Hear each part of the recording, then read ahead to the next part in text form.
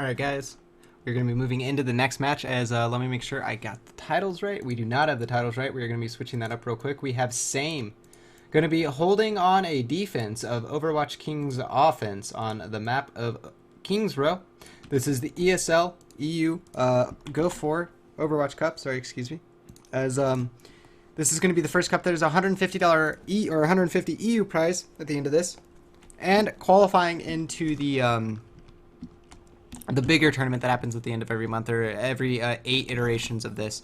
I believe it is 6 or 8 iterations of this. There's a $1,500 tournament that each of these teams will be qualifying for. I believe that is an invite only, so I'll get more research into that, as it is a fair bit away. There's still at least 5 more or 7 more of these cups before that happens. But that being said, guys, we'll go ahead and get into the introductions with no further ado. We have Quaid going to be picking up a McCree. We have Wakes on a Reinhardt. We're going to have a second McCree from Cuff. We have Euro on the on the Pharah. We have Astral going to be picking up a Lucio. That leaves Fari going to be picking up the defensive Mercy. Over on the side of the offense for Overwatch Kings, we have Rib going to be on that Zarya. We have Tweety on the Reinhardt. Olba is going to be on one of the soldiers. We have Mitrar on the second one, as this is going to be one of their more pocket comps. We have SF going to be picking up that offensive Widowmaker, and that leaves Additonian on the Mercy. So again, this is one of their more pocket strats. They're going to run a double soldier with basically they're going to run a quad DPS in a lot of ways. Zarya is a tank, yeah, but she's more of a flex tank DPS role. She does a lot with her charged up barriers. She controls the fights with those barriers, preventing any stuns from going out. And SF goes off immediately, getting that headshot. That's absolutely huge. If he gets a second kill, that's going to make it really easy for the offense to get in here. And we're going to go ahead and switch over onto Rib, as Rib is pushing forward with that 40 charge already. He's only used the self barrier here. He hasn't even used the team barrier yet. He will go ahead and use that now, but unfortunately it's not going to absorb anything, as it was timed a little late. But he does have that self barrier now at 55 energy, doing a lot of damage with that pulse cannon.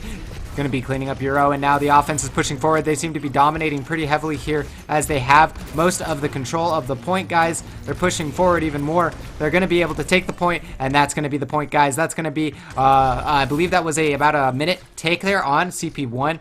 Definitely no jokes at all from the side of Overwatch Kings. They're wanting to dominate. They're wanting to show their prowess in this game. RYB Rib pushing forward with that charge. He's only got 27. We do have Conf getting down low. Wakes getting down low. Conf's going to go down. Rib pushing in hard. Rib not giving any ground at all. He doesn't want the defense to have a chance to hold. They are going to be farming up that Graviton Surge any second now. 29% Olba going to be picking up that kill. We got him on a soldier. Let's switch over to Olba, as he's going off with the soldier. Again, Olba, definitely a strong McCree player, but if you're good at McCree or good at hit scan, and there we go, aim hack going out, going to make it really easy to get these targets, as it's literally an aim hack, guys. Look at that. He's just shooting them. He's just getting them. But it's not going to be too much, as normally you expect to get at least a triple or a quad kill out of the tac visor, out of those aim hacks, but it didn't really go out. But again, Olba, what I want to say is that part of being a good soldier player is, yeah, of course, understanding when to use the ultimate, when to duck and dodge, hiding from damage, and using that healing. But the other really important part about playing a strong soldier is simply, can you track? If you're not a good tracker on soldier and you can't follow a target as they're jumping and dashing and moving around, then there's no reason to play soldier. So that's a skill that soldier has a little bit more than other hit scan heroes. Euro going to be pushing forward. He does have that rocket barrage. He hasn't quite used that rocket boost to get up onto the high ground yet. I'm personally surprised about that, even though there is his own Widowmaker to help defend for him. We're going to go ahead and switch over to Wakes as he charges in. Back up over here from Comp, as Quaid is going to be able to get a double kill. And now Euro's going to get a kill, and that's a cleanup. And Overwatch Kings maybe extending a little bit too far in, trying too hard to get this game over that quickly. They're going to end up going down. Resurrection, though, forgive me, Additonian in the background, getting a massive resurrection and a massive Graviton Surge at the same time. But that, sound barrier. Astral, what a player, man. Right at the right time, saving that for the opportunity. And that's something that that I feel like I was watching the NYC LAN, and I forget exactly the play. I believe it was Clamp talking about, or Champ specifically talking about it. But and I've said this a little bit before, but I really like the way he phrased it. You want to have contingency plans as the defense. Yes, you want to stagger your ultimates, like I say, so that you always have sorry, we'll go ahead and hold on to that analysis as we have to push forward. Conf is actually going to fall off. Conf is going to fall off. That's not good. Overwatch Kings pushing pushing in aggressively. Widowmaker's down. They're going to be down one hero. Yeah, he goes rip. That's not good. Wake's taking a lot of damage from the Tesla coin. It looks like OWKings with that slight mistake, although to be fair, he's probably dead anyways, so the Winston is going to go ahead and push in. And all I want to say is that while I will say that you need to stagger your ults as the defense, the way that he put it is much better. Always have an ult in your back pocket as the defense for a contingency plan. You always need to have a contingency plan, because if the offense gets some ground and you don't have an answer, then you lose the game. You lose a lot of time. And now tags going on to Asif. It looks like the Widowmaker flanked onto the right side, but I don't know if it's going to matter. Comp does going to end up getting a kill on him. Euro, we're going to go ahead and switch to him, but Olba, never mind. Olba and squad, no one on the side of the blue team actually took the time to step on the payload and stop it from pushing forward. So we're going to have an official match time in just a second, guys. As again, OWKings coming out strong in that match.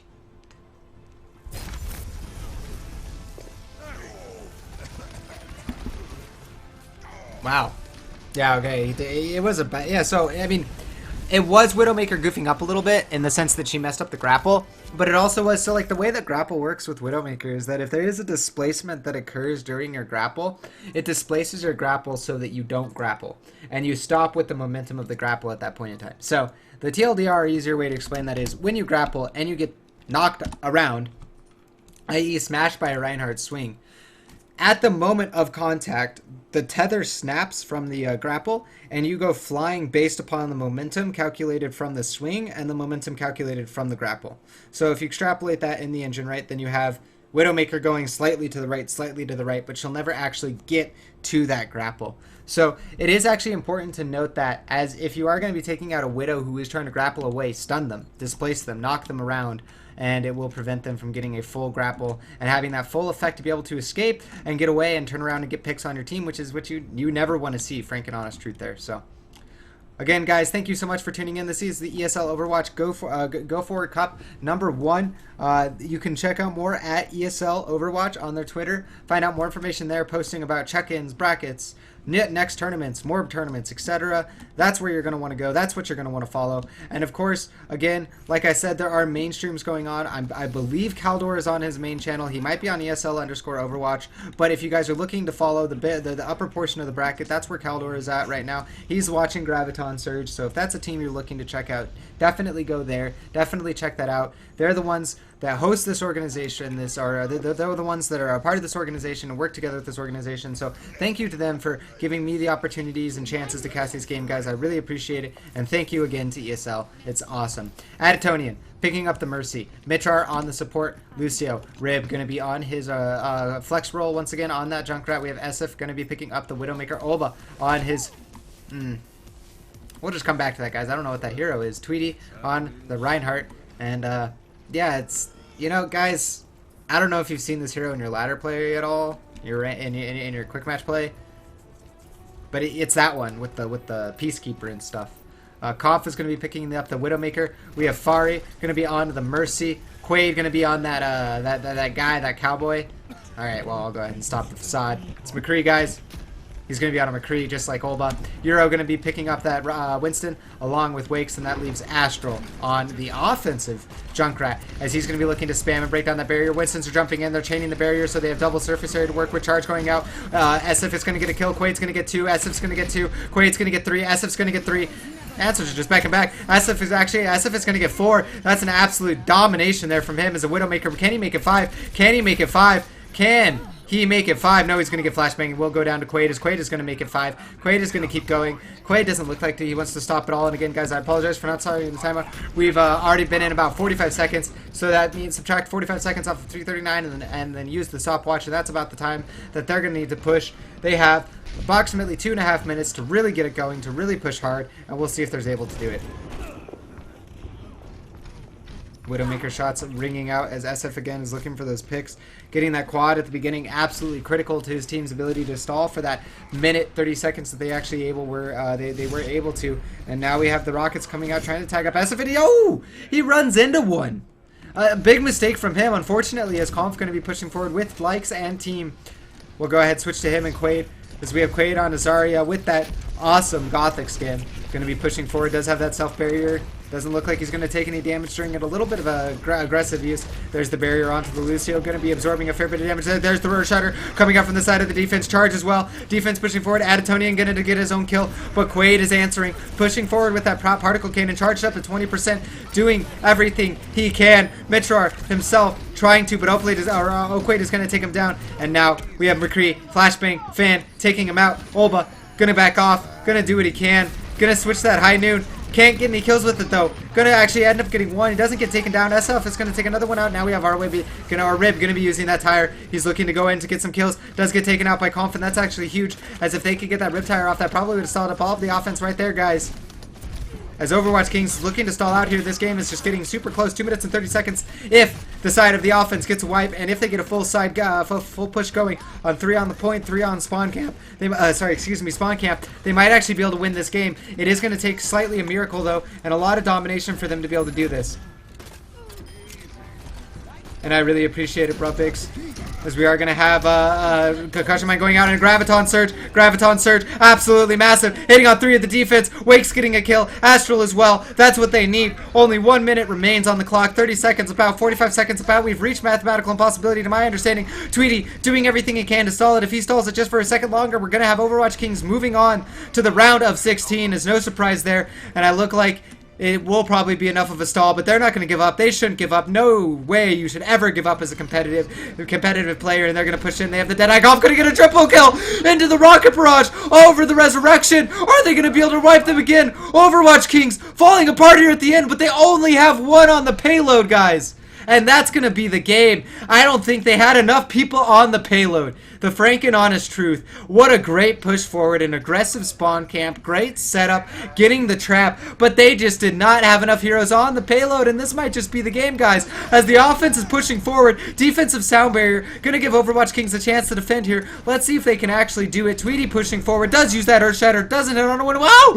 Tweety goes flying off as he gets popped off by Astral, and the side of, on the side of, Same. They have a chance, maybe, but the stopwatch, it's their enemy. They haven't gotten fast enough in here. If it wasn't stopwatch, maybe they'd stand a chance, but SF with the kill, Olba with 2 more, and now the defense is just standing their ground. Offense falling apart. 3 are going to be down. Colt finally answering, taking out Olba. There's a Graviton Surge coming out from the defense, and that's going to clean up this game, guys, as there is no possibility. With mathematics, we definitely are 100% sure of that, as there is going to be a GG well played.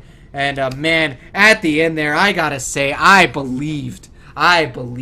Same had a chance. I really think they did. And and again, you know, classic me. I'm screwing up the titles, guys. I apologize. That's something that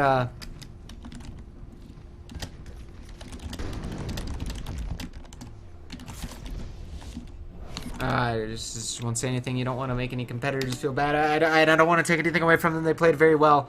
And yeah, so, Conf. I know what this play is. It has to be that in play, right? It has to be that.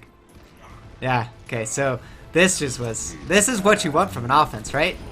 He gets basically the quad kill. Yeah, they get the Resurrection, but they literally get the Rocket Barrage over the Resurrection as it's going out. They reset the spawn camp, but at the top, guys, only 1 person in the payload. That's not what you want. OWKings will take it over Same.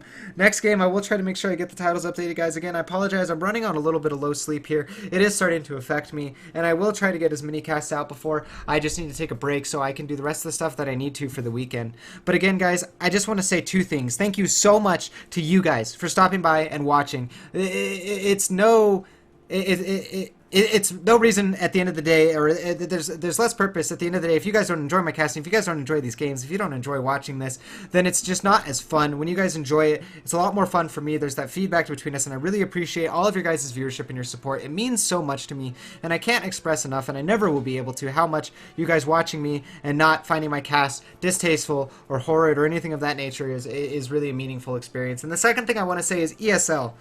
The friends, the fam of everyone here in the chat, and the competitors, thank you so much for letting me cast these games. At ESL Overwatch is their Twitch. Please, Twitter, please follow them. ESL Overwatch is their Twitch. Definitely follow them. And if you want to follow me at all, you can check out my links below. I have a Twitter, I have a YouTube, I do analysis videos, and I have I tweet about stuff. So if you're interested in that, do that. But first, before you follow me, follow ESL, because that's more important. That's the only reason I'm here. That's the only reason I'm getting to ramble and shamelessly plug to you guys. Thank you so much. I'm going to kick it to music, and then we'll go ahead and get into the next match.